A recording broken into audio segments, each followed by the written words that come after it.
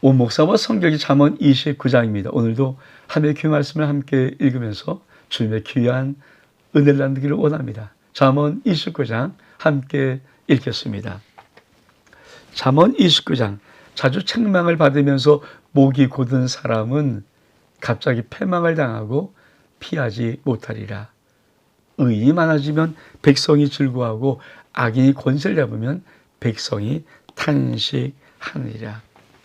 잠언 29장은 어떤 것이냐면 솔로몬 잠언의 지혜를 소개하는 내용은 분명한데 중요한 것은 누가 번영을 누리는가, 누가 정의로운 삶을 살아가는가 하는 부분을 말하고 있습니다.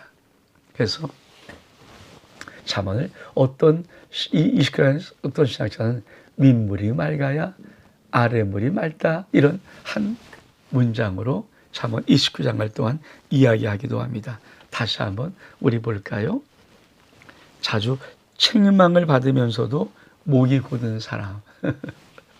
여러분, 책망을 왜 합니까? 깨달으러 가죠. 근데 책망 받으면서도 목이 계속 뻣뻣하면은 갑자기 패망을 당하고 피하지 못합니다.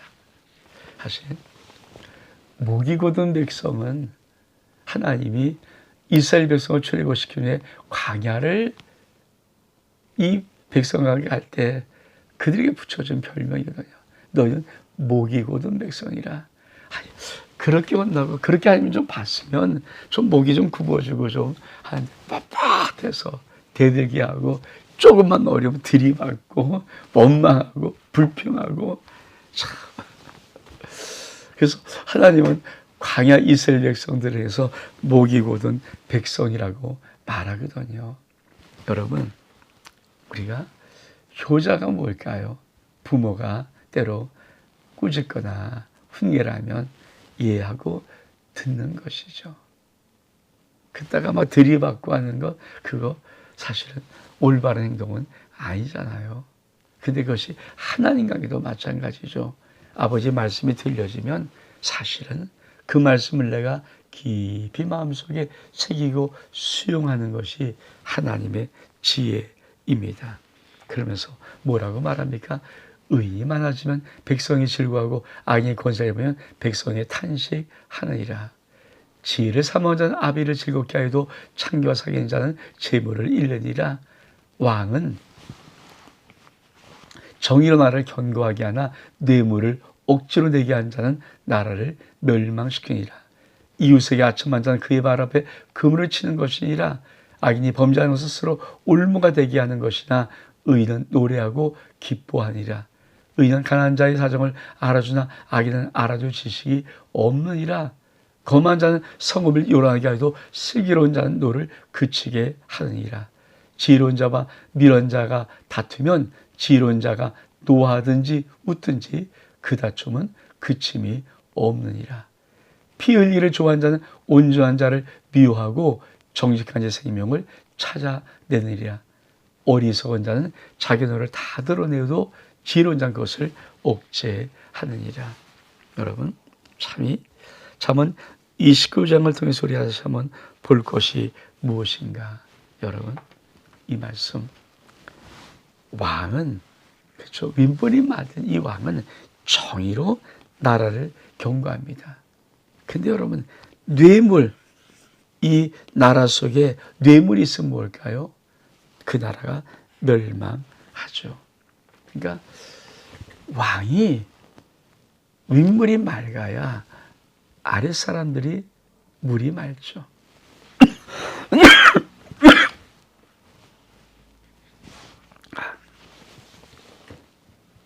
그래서 이 왕이 정의롭지 못하면은 어떻게 그 나라가 경고히 서겠습니까?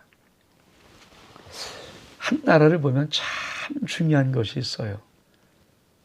윗사람이 어떤 일을 하는가, 어떤 마음을 갖고 어떤 이념을 갖고 있는가. 이게 정말 중요하죠. 여러분, 모든 사회 속에 참 중요한 것은 이 윗물이, 그러니까 나이로 볼 때도 어른들이 잘해야 되죠. 교회로 볼 때도 앞장선 사람들이 더 잘해야 됩니다. 그래야 아랍 사람들이 보고 따라오거든요. 그렇죠? 그래서 저는 늘 가정사회 갈 때마다 종종 말한 거냐면 자녀들은 아이들은요 절대 듣고 배우질 않아요. 보고 배우는 것입니다. 그리고 또한 뭐라고 말합니까? 이렇게 말합니다. 이웃에게 아첨하는 것은 그 발 앞에 그물을 치는 것이니라. 여러분, 아첨은 왜 합니까? 무엇인가 정당하지 못한데 얻으려고 할 때, 정당하지 못한데 해결하려고 할 때 사람은 비굴하게 아첨하는 것이거든요. 근데 그 아첨하는 것은 그 발 앞에 그물을 치는 것과 똑같다라고 말하는 것입니다. 그러면서 뭐라고 말합니까? 악인이 범죄한 스스로 올무가 되게 하는 것이나 의인은 노래하고 기뻐하느니라. 의인은 가난한 자의 사정을 알아주나 악인은 알아줄 지식이 없다. 거만한 자는 성불 요란하게 해도 시기는 자는 노를 그치게 하느니라. 계속 무엇을 말합니까? 윗물이 맑아야 되는, 윗물이 맑아, 윗사람이 맑아야 그 모든 것들이 편하고 그리고 한다는 것입니다. 그러면서 아주 이 말 꼭 한번 기억할 말이죠. 지론자와 미련자가 다투면 지론자가 노하든지 웃든지 그 다툼은 그침이 없느니라. 여러분, 사실 지혜가 또 뭘까요? 미련자와 다툼을 피하는 것도 지혜입니다. 우리가 좀 미련한 자를 앞에서 여러분 기억나십니까? 미련한 자를 절구에 넣어서 절구 공이를 새 공이를 팍 쳐도 그 미련이 벗겨지지 않는다는 거예요. 그러니까 참된 지혜로운 뭘까요? 미련한 자는 다툼을 피하는 것입니다. 그게 정말 중요하죠. 그뿐이 아닙니다. 어리석은 자는 자기 노를 다 드러내어도 지혜로운 그것을 억제하느니라. 우리가 자기 감정 다 폭발하는 모든 자들 뭐 대단한 것 같지만 어리석은, 성경은 어리석은 자라고 합니다. 사실 지혜로운 자의 중요한 덕목이 있죠. 절제입니다. 그러니까 성령이 우리 안에 들어와서 우리가 성령의 사람이 되고 성령의 인도함 받으면 하나님의 가장 중요하게 우리 마음속에 하나 하시는 것이 있는데 그것이 바로 우리의 마음을 절제하는 거예요. 선을 넘어가면은 큰일 나는데 이게 바로 지혜로운 자라는 것입니다. 우리가 그 다음 단락을 좀 볼까요? 관원이 거짓말을 들이면 그 아이들은 다 악하게 되느니라. 가난한 자와 포악한 성격 살거니와 여호와께는 그의 모두의 눈에 빛을 주시니라. 왕이 가난한 자를 성실히 신호하면 그의 왕위가 영원히 견고하리라. 채찍과 꾸지람이 지혜를 주거늘 임의로 행하게 버려둔 자식은 어미를 욕되게 하느니라. 악인이 많아지면 죄도 많아지나니 의는 그들의 망함을 보리로다. 여러분, 이 중간 단락은 어떤 의미를 갖고 있는가? 여러분, 이거 아십니까? 관원이 거짓말을 들이면 그 하인들은 다 악하게 된다. 사실 정말 윗사람이 갖고 있는 또 하나의 덕목이 뭘까요? 분별력입니다. 그래서 윗사람은 어떤 말을 들고 어떤 것을 할 때 잘 분별할 수 있는 지혜를 갖는 거죠. 솔로몬이 하나님 앞에 1,000문제 드린 후에 하나님께서 내가 너에게 뭘 줬고 구하라 할 때 솔로몬이 왜 지혜를 구했습니까? 재판할 때 분별을 잘하려고. 내가 엄한 재판하지 않고 함부로 잘못된 그릇된 재판을 하지 않으라고 주의 종에게 분별하는 마음, 지혜를 달라고 한 것입니다. 여러분, 다시 한번 볼까요? 관원이 거짓말을 들으면 그 하인들은 다 악하게 되느니라. 그러면서 뭡니까? 왕이 간절히 성실히 신호하면 그 왕위가 영원히 견고하리라. 그렇습니다. 우리가 왕에 대한 왕의 부분에 참 중요한 것이 뭘까요? 왕은 정말 가난한 자에게 신원이 뭘까요? 그들의 아픔을 감싸주고 그들의 아픔을 해결해 주는 것, 그게 신원인데 그들의 소원을 들어주는 거거든요. 그때 왕이가 경고해지는 것입니다. 그러면서 이렇게 말합니다. 채찍과 꾸지람이 지혜를 주거늘 임의로 행하게 버린 자식은 어미를 욕되게 하느니라. 여러분, 3살보다 8까지 간다는 말을 우리는 종종 하고 또 듣습니다. 그래서 정말 어린아이일수록 규칙적인 것, 정확히 어떤 규율적인 것이 아이 속에 있어야 됩니다. 어릴 때 그 아이가 마음과는 임의로 해두면 이 아이는 그만 방탕하게 됩니다. 그러면서 우리 한번 마지막 단락 한번 볼까요? 네 자식을 징계하라. 그러면 그가 너의 평하게 하고 내 마음에 기쁨을 주리라. 묵시가 없으면 백성이 방자의 행하냐 율법을 지키냐는 복이 있느니라. 종은 말로만 고치지 아니하니 이는 그가 알고도 따르지 아니함이라.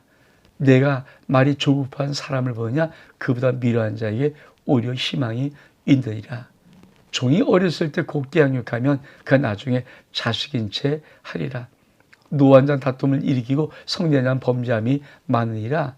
사람이 교만하면 낮아지게 되겠고 마음이 겸손하면 영예를 얻으리라. 도둑과 착한 자는 자기 영을 미워하는 자라. 그는 저주를 들어도 진술하지 아니하느니라. 사람이 두려워하면 올무에 걸리게 되거니와 여호와를 의지하는 안전하리라. 주권자에게 은혜를 구한 자가 많으나 사람의 일의 약종은 여호와께로 말미암니라. 불의한 자는 의에게 미움을 받고 바르게 행한 자는 악인에게 미움을 받느니라. 여러분, 이 하반부에는 아주 중요한 말이 있습니다. 그것이 무엇인가? 여러분, 이 18절 묵시가 없으면 백성이 방자행하거니와 율법을 지키는 복이 있느니라. 여러분, 묵시가 없으면 하나님의 말씀 또 하나님의 예적인 능력의 말씀 예언의 능력이 없으면 백성은 방자히 행합니다. 이 말의 의미는 어떤 의미일까요? 여러분, 우리가 어려서부터 이 아이가 방자의 의미로 행하지 아니하려면 그렇죠. 말씀을 어린아이의 영혼 속에 담아 두어야 됩니다. 이 말씀이 뭘까요?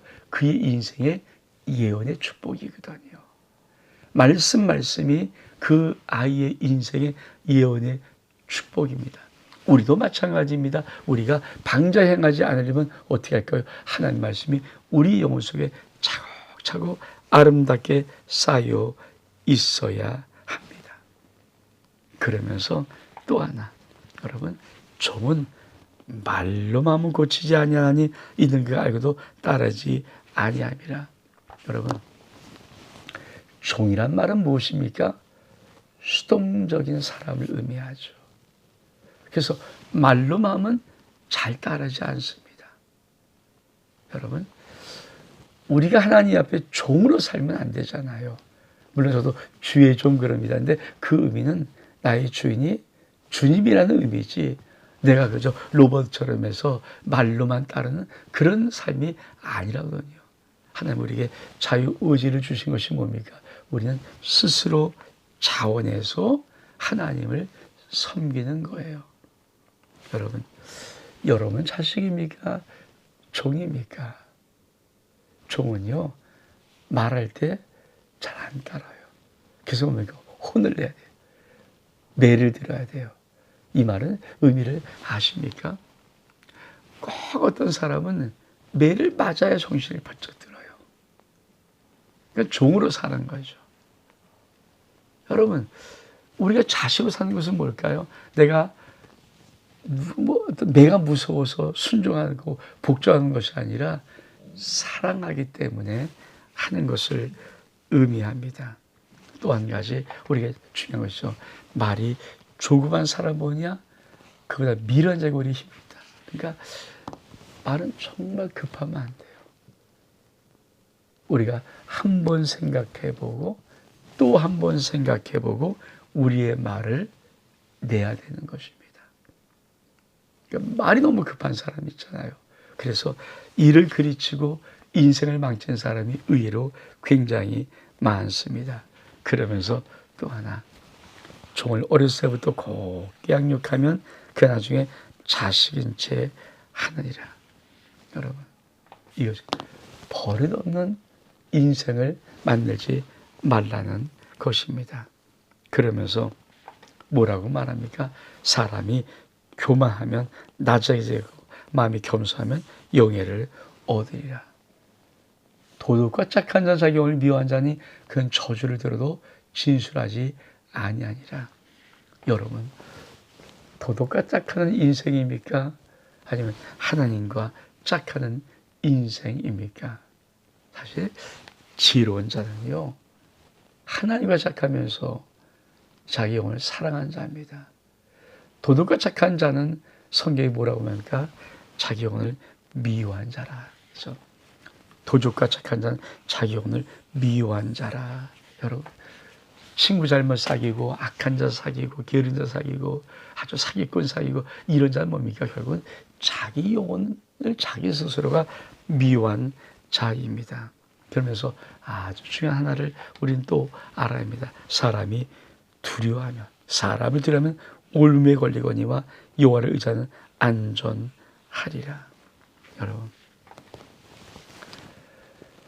우리가 이 땅을 살아가면서 하나님이 우리에게 담대함 주신 이유가 뭘까요? 사람을 두려워하지 말고, 사람에게 아부하지 말고, 사람의 눈치를 보지 말고 당당히 살아라. 정말 우리가 하나님의 지혜를 가지고 이 땅을 하나님 앞에 코람되어 당당히 살아가는 것 굉장히 중요합니다. 그러면서 이렇게 마지막 20절 끝납니다. 불의한 자는 의인에게 미움을 받지만 바르게 하는 자는 악인에게 미움을 받느니라.